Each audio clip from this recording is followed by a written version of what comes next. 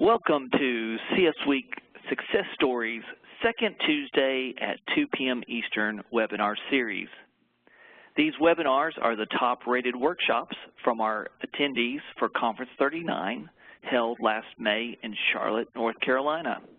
I am John Sild, and I'm with CS Week, and I'll be your moderator today. Amber Weems will be your host. CS Week and Conference 40 will be held April 25th through the 29th, 2016 at the Phoenix Convention Center in Phoenix, Arizona. This program will be recorded and available for playback along with our other archived presentations. Just scroll down to the bottom of our homepage and look for the blue webinar button on the right side.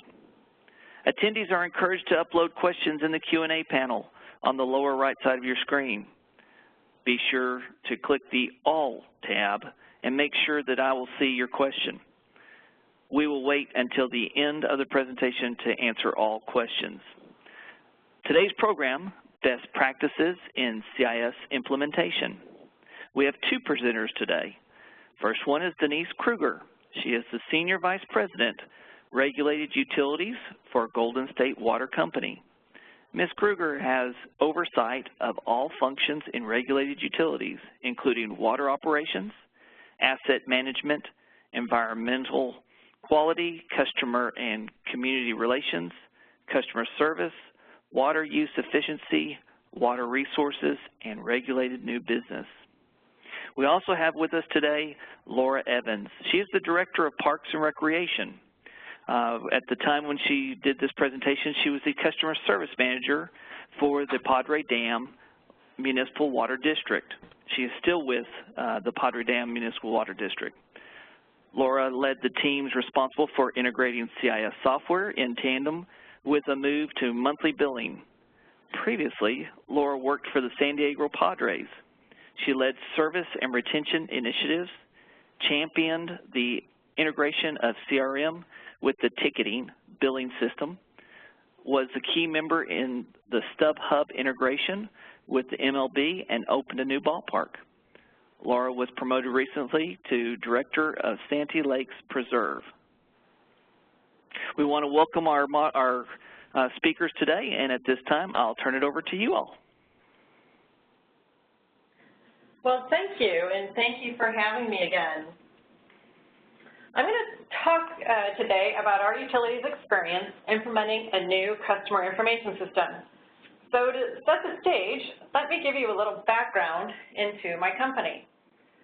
Golden State Water is an investor-owned water company serving multiple service territories throughout California. While we may be considered fairly large as far as investor-owned water companies go, we are very small when compared to other industries such as the investor-owned gas and electric utilities. Our market cap is just over $1 billion, and we serve approximately 280,000 service connections, which translates to just over 1 million people in California. While our territories are concentrated in Southern California, you can see from the map here we have service areas throughout the state. We have 22 distinct customer offices where customers can come in to pay their bill or talk to a service rep. We own 38 water systems, well, actually now 39. We just closed on a small water system purchase in the central part of the state. We also own one small electric utility in the resort area known as Big Bear Lake in the San Bernardino mountain area.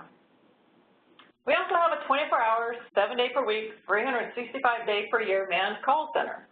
Our customers have access to a live Golden State Water Company rep 24 hours a day.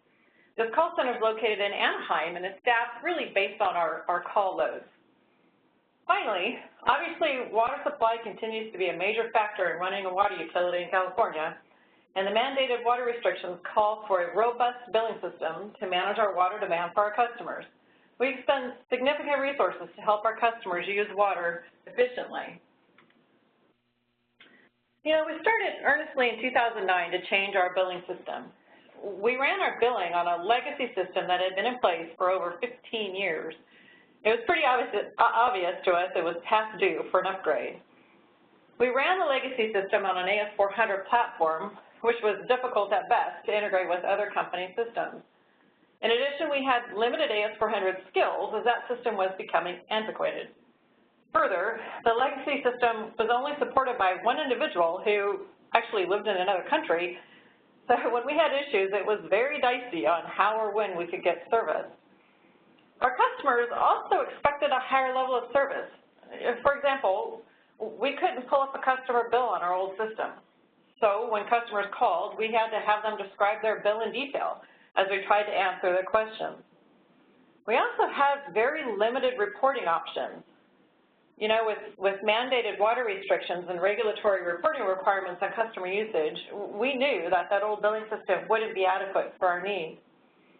Our reports to operations were very limited and time-consuming to run, and it was difficult to pull data out of the system, particularly if there was some sort of new reporting requirement. But even with all these compelling arguments, we were mindful of how difficult changing a billing system would be. We, like everyone else, have seen and heard of so many horror stories of billing systems gone wrong. We wanted to be very careful and deliberate, as we simply couldn't afford to have any of those problems. We needed to prove to our regulators that we had a need, that a new system was justified. So that required conducting an assessment of our existing system and identifying what our needs were and what the gaps were. Even though we are a relatively small utility, we wanted to be careful and manage the project as professionally and thoroughly as you would expect from a large utility. After all, the new CIS represented a significant investment for us, and we needed to be sure we were getting the right system at the right price. To do so, we set out to find a partner who could assist us in documenting the need as well as manage us through the process. We knew that a contract for a new CIS would be an enormous undertaking, and we wanted to be sure that we had the right set of tools to keep the SI contractor and the vendor on task. We wanted a utility-focused partner. That was important to us. We looked for a company whose sole business was assisting utilities with these types of IT implementations. We wanted this to be their core business, as it certainly was not our core business. We wanted to choose a partner who would spend time with us to help us document the need up front, work with us throughout from approval with our regulators to implementation. We needed a firm to also prepare us for the changes that were coming. We knew they'd be significant. So to select our partner, we engaged in a thorough vetting process to evaluate different consultants. We established some key tenets to guide our decision. First, we needed a consultant that could provide us transparency and a detailed approach. We were very concerned that with the large investment needed, we had to have a solid basis for our case before the regulators. Second, we insisted on a firm that was truly independent and unbiased. We wanted to make sure that our software selection was not influenced by any tie-in to our consultant. So to do so, we actually required the consultants to provide us their last 5 years of audited financials and a letter from their accountant that certified they hadn't received revenue or hadn't had any revenue-generating services to the software companies that we were going to evaluate. We found that this financial independence from any software company would give us an unbiased approach and the best opportunity to select the best outcome for us, our utility, not one for the consultant. We also wanted to be sure that our consultant was really in the business of implementing CIS solutions. So we looked specifically for a partner where the IT implementations was not just a sideline business. We wanted a consultant who had a detailed, robust methodology that would be used for the entire life cycle of the project from beginning to end. We felt that by developing the business case with us, the consultant would be best positioned to understand our need and then be a true business partner throughout the process. And finally, as I mentioned, we simply wanted a firm that would be accountable to us, that would be hands-on and protect us from those horror stories I talked about earlier.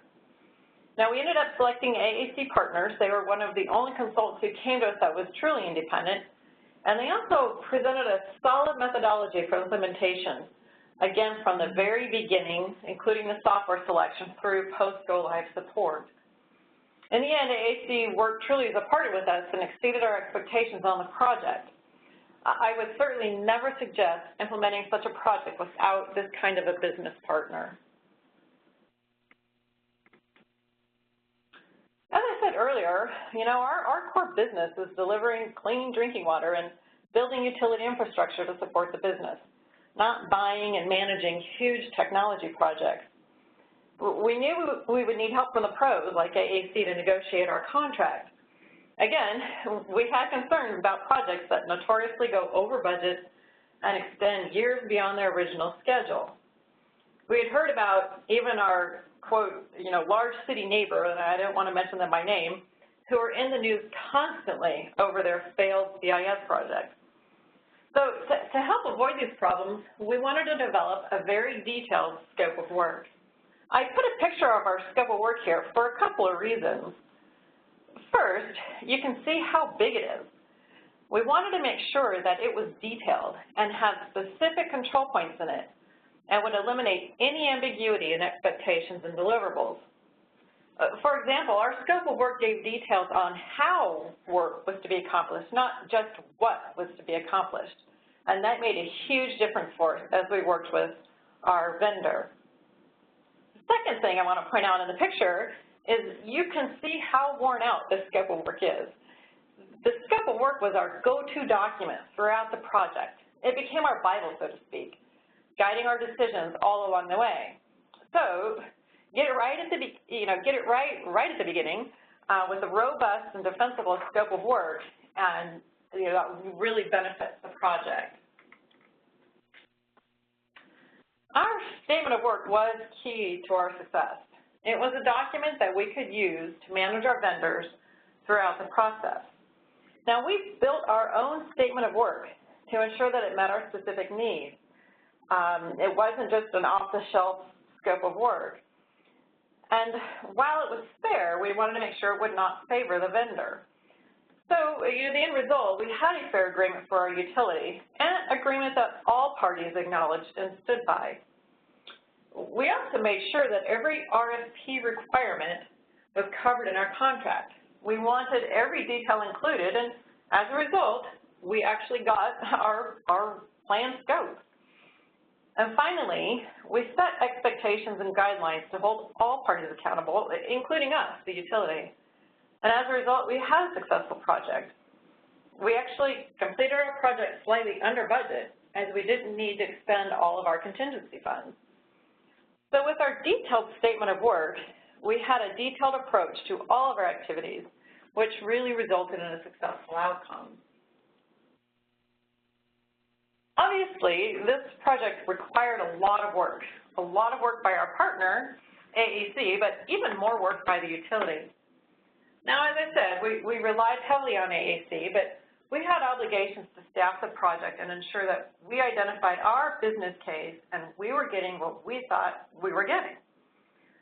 Since implementing these projects, again, are not our expertise, we relied on AAC to manage the overall project. And frankly, having a third party in these leadership roles really helped drive project success. Our partner was focused on the project and not subject to distractions that we as utility managers are subject to as we try to run our business. I think having this level of management support truly kept the project on task. This type of implementation also required a high level of expertise in how we ran our business. To ensure this coverage, we took folks out of their day-to-day utility roles and assigned them to our core team on a full-time basis.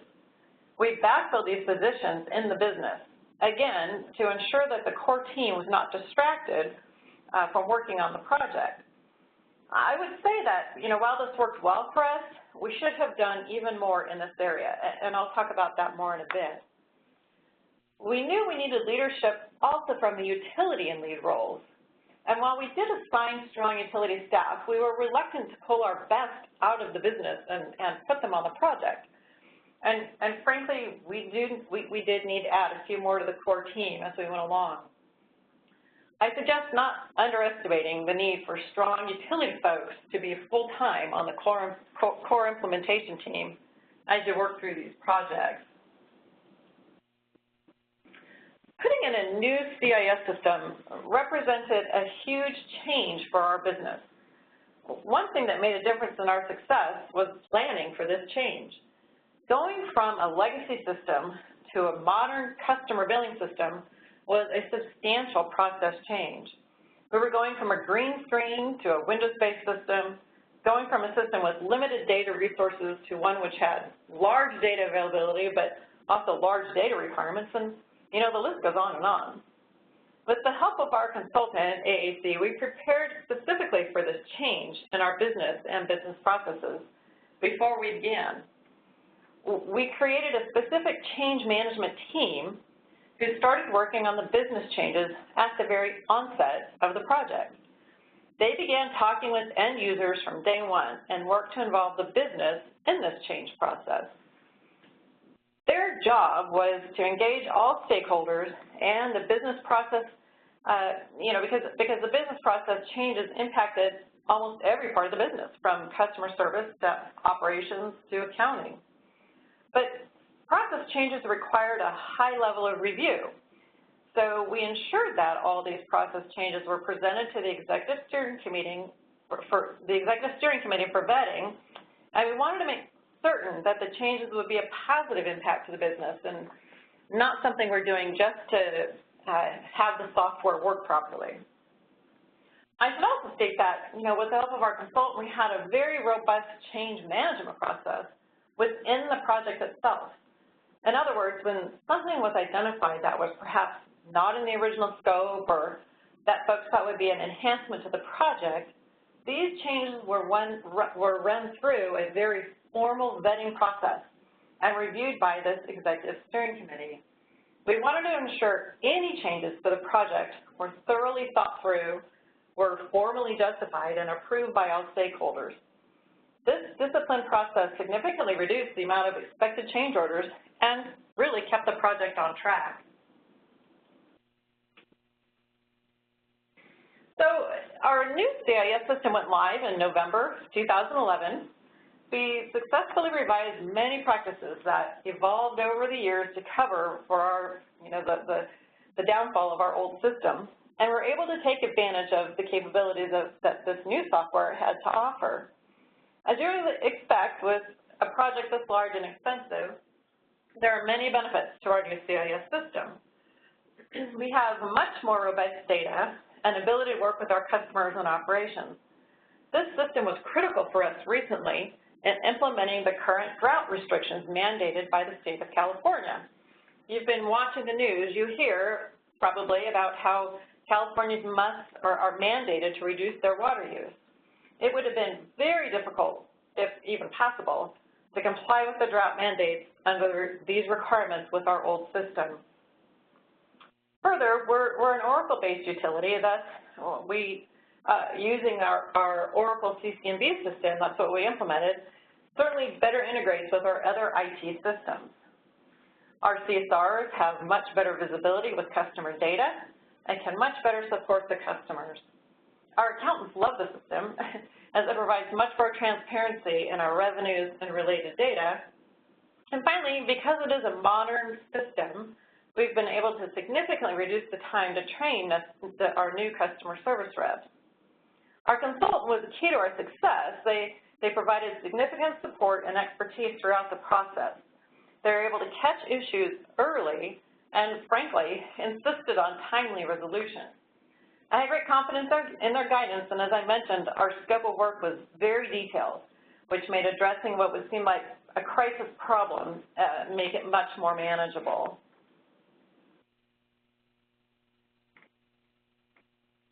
So, no project goes without having some lessons learned. While I have no plans to ever implement another wholesale change to our CIS system, I certainly know that if I had to, there are some things I would do differently. First, we had limited staffing for the implementation. I spoke about this earlier.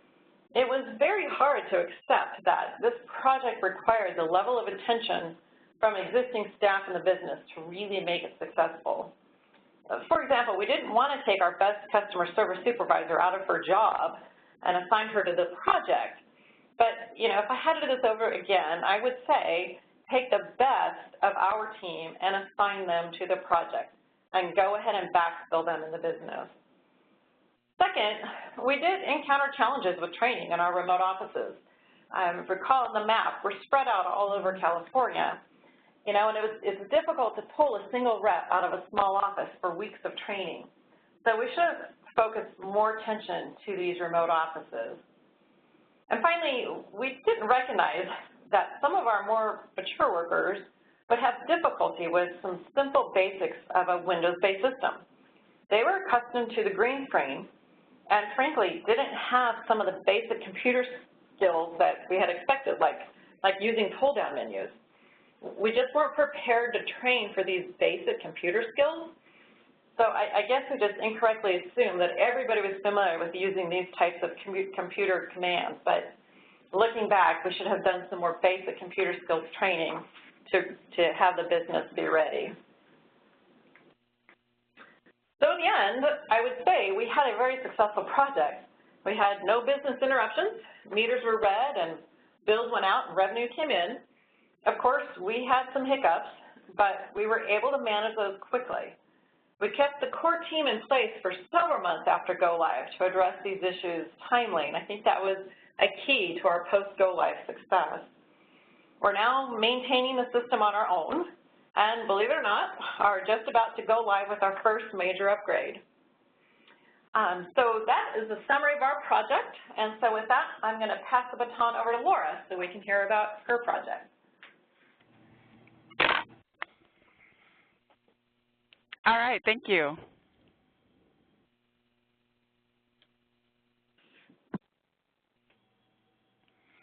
So like Denise said, I'm with the Padre Dam Municipal Water District, but now with Park and Rec. So this is about a couple of years ago, but a little bit about the Padre Dam. We're located in San Diego County, and we only have about 1,000 residents. So compared to the other water district that just presented, we are small.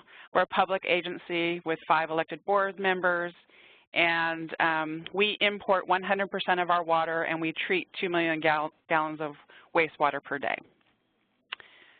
So our software upgrade was very similar. We were on the AS400, which Denise referred to as the green screen, and we had a lot of issues with it. It was hard to learn, programmer reliant, due to be unsupported, and it was backlogged with about 400 fixes that our programmers were unable to get to. So we knew it was time for an upgrade. In 2012, actually 2011, the district went out with an RFP for new software, and I was hired in January of 2013. Our customer service staff is our billing staff, and I really didn't know anything about our staff. So what I did first was something called disk profiling to find the right members and build a team. And this is an assessment tool, and I was looking for different personality types to build a core team. So preparation for the process in 2011, like I said, we issued RFPs. We received 6 proposals, and we did have a consultant company working with us at that time. The RFPs, they developed, through that process, we selected the top 3 vendors. After going through 2 weeks of demonstrations from the vendors, Advanced Utility Systems was selected as a unanimous choice, and then we began the negotiation process with the vendor on the pricing and contract. And then finally, we had departmental preparations for implementation. We had a timeline that we wanted to go live in December of 2013 for some business process reasons. So although we signed the contract in July of 2012, we laid low for a few months before we started our analysis with the different departments, and really started that part in December of 2012. One of the things that I discovered we needed to do with the AS400, since it was so hard to learn, a lot of people in our department, which is a department of 7, they weren't cross-trained on other jobs. Very few people, 1 person actually knew how to do billing, 1.5 maybe. You know, everybody had a specific task, and that was tied to the system that we used. So I realized I would use this opportunity to start cross-training people, get more people to learn billing, lean processes, collections, those kinds of things. We also have an AMI system, and we use this opportunity to optimize routes for the project. There was a comprehensive list of interfaces, about 20 of them. Here's the list of who they were. But we also bill for a couple of other water districts, so there were a lot of data interfaces that needed to work with this integration. We broke down the project into 3 phases. First, project initiation. This is where I met with the project manager with Advanced Utility Systems and scheduled out a project map.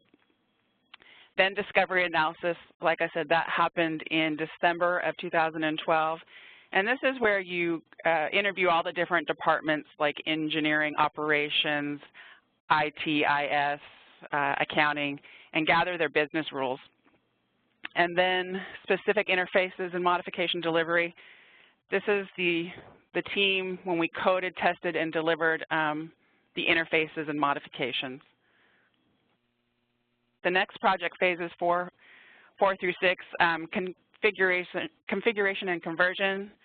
This phase is actually a long phase in the testing period. And what this is when you configure all those interfaces and actually extract data from your old system and put it into the new system to make sure that you get the results you expect. We practiced this at least 10 times before go live, and I would highly recommend putting a lot of focus on data configuration and conversion. We not only did it to make sure that the information was right in the new system, but also to time the process to see how long it would take so we could map out our plan for go live. Core team training, that happened in the early part of 2013, and we had a very small core team that got smaller over time. And software testing, finally, that's when you do the full-scale testing of meter reads, bill calculation, bill print, and payment processing. And of all the software testing, the one that I feel took the longest was actually bill print. We totally changed the way we did our bill print file transfers. We now do an XPDF file transfer to the printer, to our print house. And it's much cleaner, but it took a long time to do that conversion. So I would just recommend when converting over the bill print to give that more than 3 months of testing. And then the final phase is the go, no-go criteria. And this is where you have a list of things that need to work in your data conversion.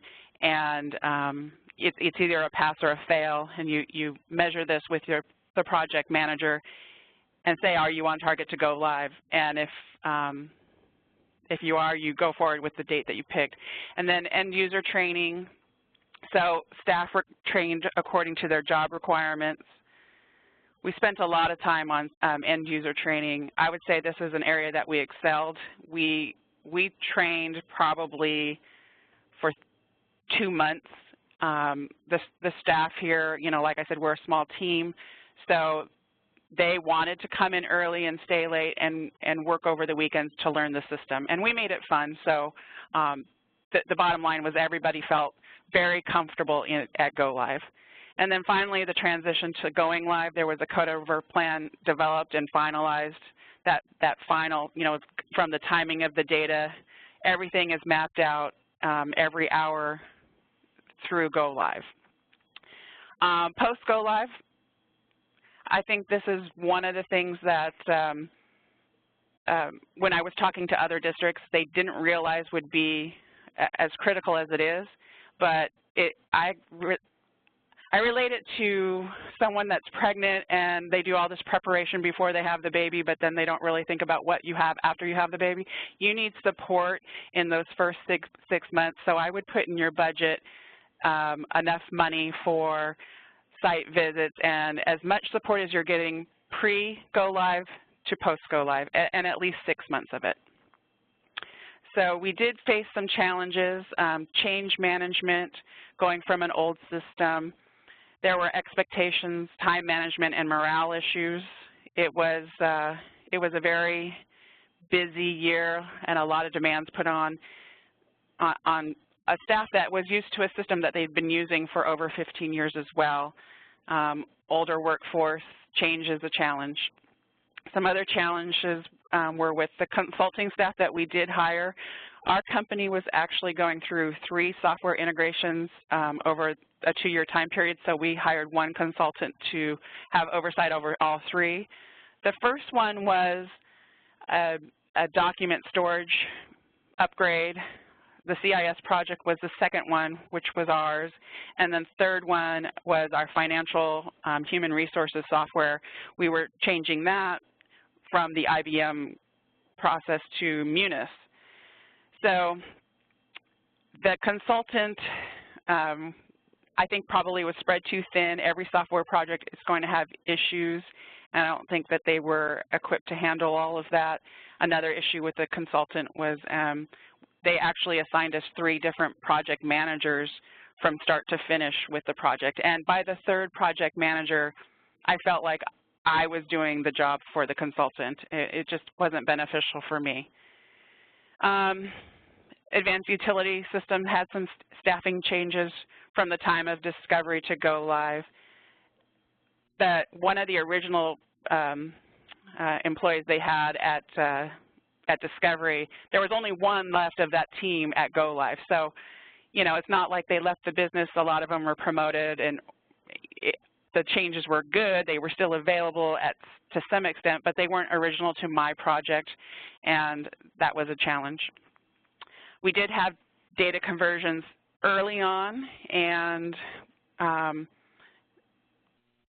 was able to address those, but I didn't discover the data conversion issue until I received an invoice for it, and I was billed for a data conversion that didn't happen. So that's something like the data conversion is, you know, it can be your biggest challenge, so that's something you really want to stay on top of.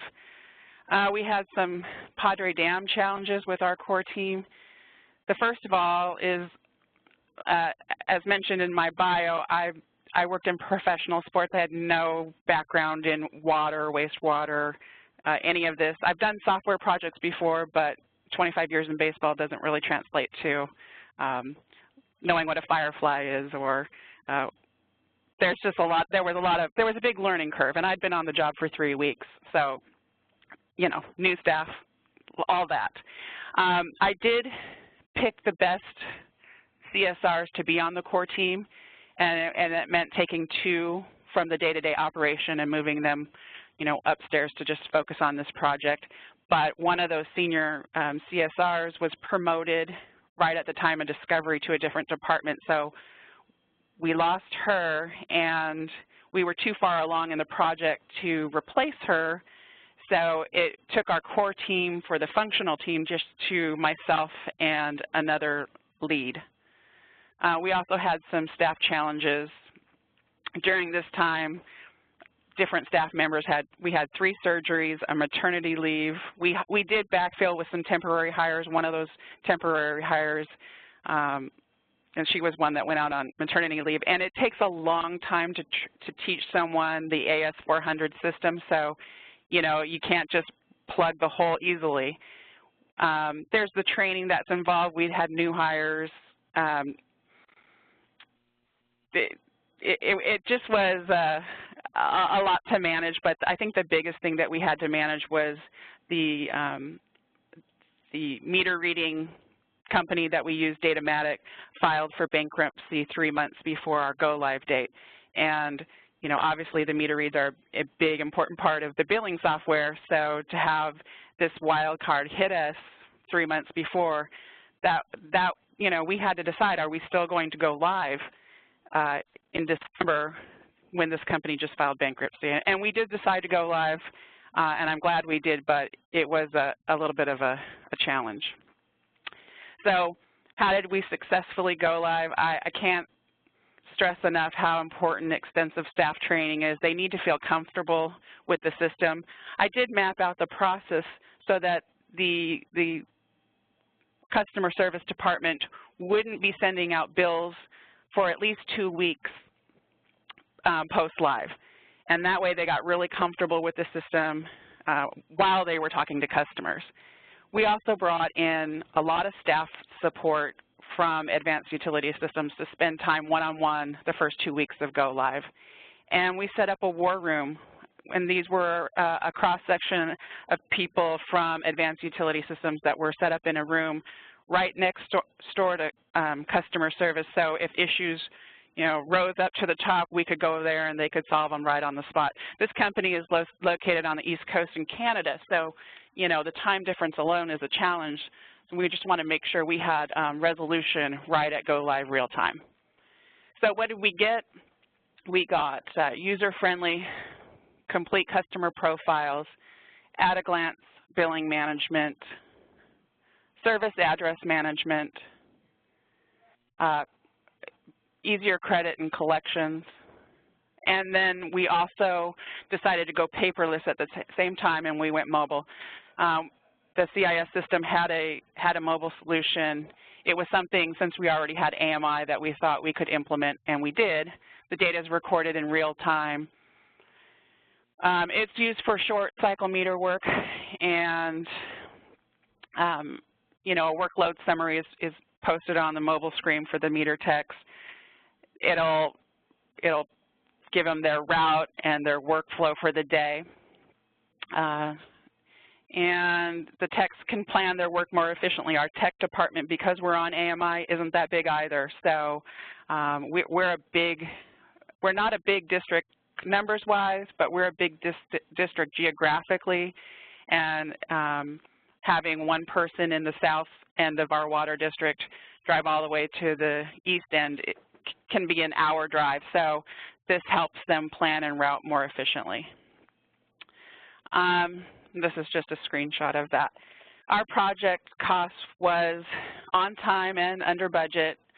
Our biggest savings was actually in what we estimated our staff time would cost, and we saved money on not using our consultant as much as we originally thought we would. At the same time, we went from bi-monthly billing to monthly billing, and there were several reasons for that. The first one is it was a cost savings to ratepayers. We knew that if we,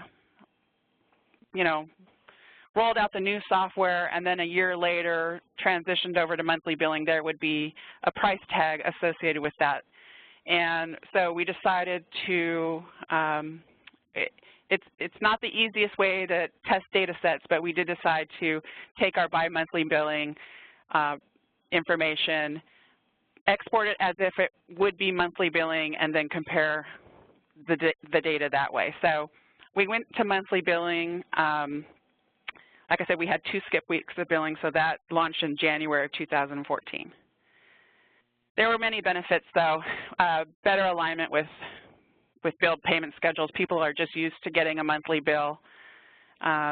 More frequent consumption data. So if someone knows, especially we live in Southern California as well, we're drought conscious. We import 100% of our water.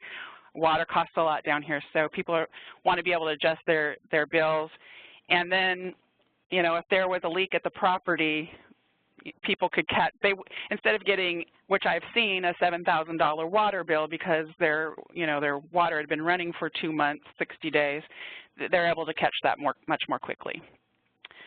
So here's some things that I learned in the implementation, and number one, no is not a no unless 3 different people say so.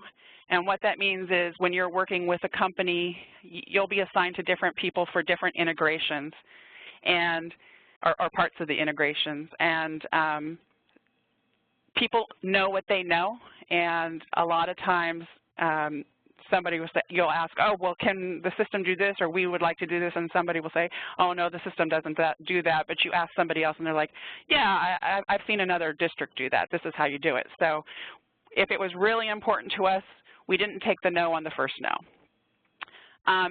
The nice to have versus need to have. When you're going from a really antiquated software system to something this, a modern one, at first you start dreaming about what the system can do for you, and that's important to the process. You should, make your wish list of things, but at a certain point, and for me that was 6 months before go live, the project manager needs to stop the dreaming and make sure that the core things work, and that's when you really narrow down your list for your go live, go or no-go list, and make sure that you have everything that you really need to have to send out bills correctly is working. And then finally, it was important for us to not be a fragmented workforce, so the other mantra was the power of 3, and 3 people would be cross-trained on each core job in the new billing system. And then finally, every problem is solvable. It can be a stressful time going through this. Just if you remain positive through a transition like this, it's contagious, and really, you might not be able to solve everything today, but you will be able to solve all your problems. Our implementation was nominated. We did not win, but the mobile implementation did win in 2015, so a little proud of that. That is the end of my presentation, so I'm going to hand it back over to Amber, or John. All right. What a great presentation. Very informative. Both of you did a great job. I've got a few questions that have come in over the course of the 41 minutes that we've been going. The first one, this one is going to be to Laura. The first question is, do we need to hire a consulting firm? I think the consulting firm for us was important for the RFP, and it depends. If you have someone on staff that's familiar with project management for software implementation, it's probably not needed for that part of the implementation. But it really depends upon the size of your district. I don't think it's necessary all the time. I certainly didn't need it after discovery. I think, I know I didn't need it. Gotcha. Okay. What kind of expertise level did you look for in a consulting firm? That would probably be a question for Denise, because the consulting firm was already hired before I started. Okay. So yeah, I'm happy to answer that. As I mentioned in the presentation, we really wanted to ensure that the consultant we hired understood the utility business. That wasn't just sort of an IT-only consultant, but a consultant that understood our business. That was a key factor for us in looking for the right consultant. At the same time, we wanted to make sure that the consultant focused and really understood CIS projects. Since we're a water utility, yes, we have a small IT department, but we're not in the business of implementing these kinds of projects. And so we felt it was key for us to have a good, qualified, focused consultant on board. So again, I think our biggest issue in looking for a consultant was making sure that they were utility consultant, not just a general consultant, but a utility consultant that implemented these kinds of projects, and then, as I said, was independent of the software vendors. And we wanted to make sure that we got the right software for us that was our benefit, and so that independence was real important to us. Okay, gotcha. Denise, I'm going to go ahead and continue this next question with you. If there was something you should have done differently from the very beginning of the project, what would that have been? I think for us, if we had to do something differently, I believe that we would have pulled higher level staff off their day-to-day jobs and put them on the core team. It was hard for us to accept the fact that, I had to take a good operations supervisor out of their role and put them on an IT project. We're all about serving customers and delivering water, and to think that I'm going to take my best staff and put them on an IT project was just, unquestionable at the time. And so if I had to do it over again, I would have pulled different people, not all of them, but some different people on the core team internally, and put our best on the core team, taken them right out of the business and put them on the core team. I think that would, if I'd have done that from the very beginning, it would have been a smoother process. Okay. Next question is, what was your process for quick and efficient decision making? Did you have a rule such as a 2-review max in place that helped to force decisions to be made? I'll throw that out to both of you. I think, Laura, you answered that with your power of 3, but if you want to elaborate, or Denise? I'll go first, sure. This is Denise. We had an executive steering committee that met every month, and so if there was a decision that needed to be made, we didn't let it float to the following month. So we made every decision that needed to be made, any high-level decision had to be made at that steering committee. So what that meant was the core team had to provide any backup or answer any questions ahead of time just so that nothing would go unanswered, into the next month. So we really use those executive steering committee meetings as a decision-making point. And that really helps keep things on track and not get delayed. Can you hear me? Yes. Okay. For us, I worked very closely with the project manager. We logged every issue that we had in a central database that they provided, and then I had a weekly meeting with him before I had a weekly meeting with the whole core team, and we would just prioritize everything, every week. We would prioritize our list of what had to get done versus what we could wait on. And the power of 3, or the nice to have, need to have, and the 3 no's, that was all part of the process. But every week we were talking, well, it seemed like every day, but we had official, regular meetings twice a week. Okay, very good. All right, Laura, I'm going to toss this one to you. What was your total stabilization period post-go-live until you return to business as usual? So we'll start with Laura, and then Denise, you can follow. Sure. I think business as usual, that's hard to say. Overall, business as soaring in a year. I'd say business as usual, 6 months. But as far as the customer's concerned, business as usual at go live. Okay, Denise? So I kind of agree with Laura. I think our sort of business as usual was about 6 months, and I say that because one of the big challenges that we had was the time frame was changed for our meter reader routes, our meter readers to upload the routes into the system, and that was a big business change, and it took some time for us to get those dates exactly right. So, and to not have estimated bills go out. And that took, I'm going to say, about 6 months to really nail down and get perfect. But it's hard to say, when it wasn't business as usual because now we do business in a different way.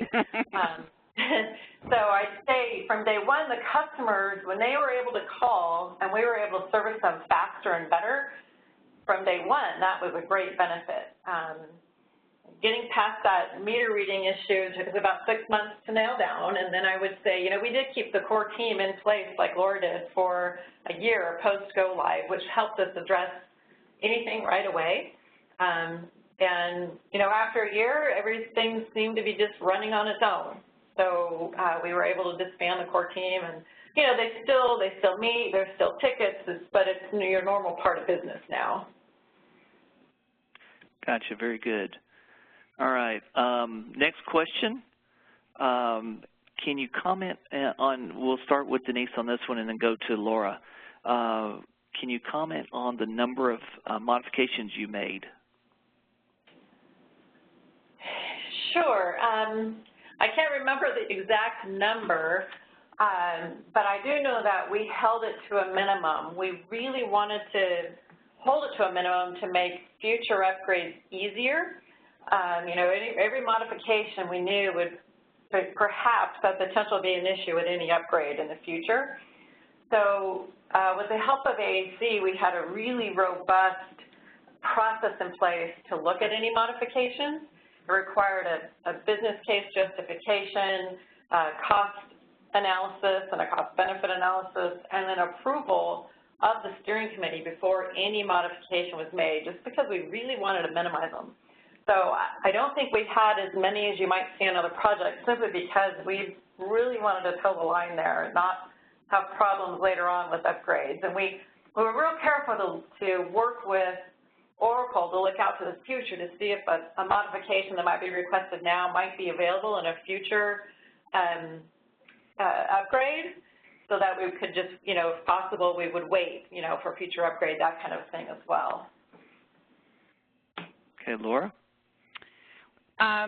We made very few modifications as well. We didn't really need to, but the one big modification was to the backflow process. And they did basically rewrite and make more robust their backflow interface with the CIS system. And that's great, Laura, because that was a modification for us, too. That's pretty funny. Yeah. It's always the afterthought, but it's important. All right. Denise, I've got someone that's asking, who was your integrator again? So our system integrator was Blue Heron. Blue Heron, okay. Mm-hmm. All right, perfect. All right, Laura, we'll start with you on this one and go to Denise. Laura, any unplanned or surprising cost overruns? Nope. And I know that sounds weird, but there weren't. Same with us. I think that goes to the scope of work, Mm-hmm. Oh, very good. Okay. Next question, Denise. How did you manage the requests for changes to the system or customizations? So we had an actual form that a requester would fill out that described the change, the need for the change, any cost, what would it cost us to make this modification, and then any benefit from it. So, and so that helped having a sort of a form, because then those that reviewed requests for modification, they all looked the same, and it was easy to go through. And so the process was the requester would fill all that out, and it's funny because once they had to fill all that out, it made them think a little bit more about, well, is this a need to have or a nice to have, kind of like what Laura was talking about, and really made people focus into what was really the need to have on the modifications. So by the time they came to this executive steering committee, they had been pretty well vetted. It was sort of like a self-vetting process, if you will, just from the way that the process that was used to bring those modification requests forward. And then once they were brought forward, they had to have sign-off by the executive sponsor, which was me, but before me, had to have sign-off by a couple of other people in the business as well. And so that really helps keep the mods, I think, to a minimum. Okay, Laura, here's your question. What was the most challenging outside provider interface? The billing, the bill print. Okay. And we have, which is really great, but at the time we had 40% of our customers on e-billing, and now we're up to 50%. But like I said, we changed from sending a data file, and then the billing company would extract that file and then print a bill based off that they had a template for, to creating our own bill that really now we could have it printed anywhere. It's a better way to, moving forward, it was better for us because we can change our bill much more easily. We can change the information in it, whereas before it had to be programmed. But doing that conversion took a long time. And, even without going that route, I've just heard from other districts that went through it that the bill print part took a long time. There's so many variations of a bill that it's a lot of testing. It's a book unto itself. Gotcha. Very good. All right. Well, I'm looking at our time, and we're nearing the top of the hour. And so I want to thank Denise and Laura for your time and the great information that you've shared with our audience today. One quick note I want to make everyone aware of, the Expanding Excellence Awards submissions, they are now online and open. So please go to the csweek.org/web/awards to get all information and sign up for that. I also want to let you know that registration will be up and running first part of next week. So I encourage you to go out to csweek.org and sign up for Conference 2016 in Phoenix, Arizona. Again, I want to thank each and every one that have been online and attended this session. We want to thank Laura and Denise for their time today, and at this time, this concludes our webinar.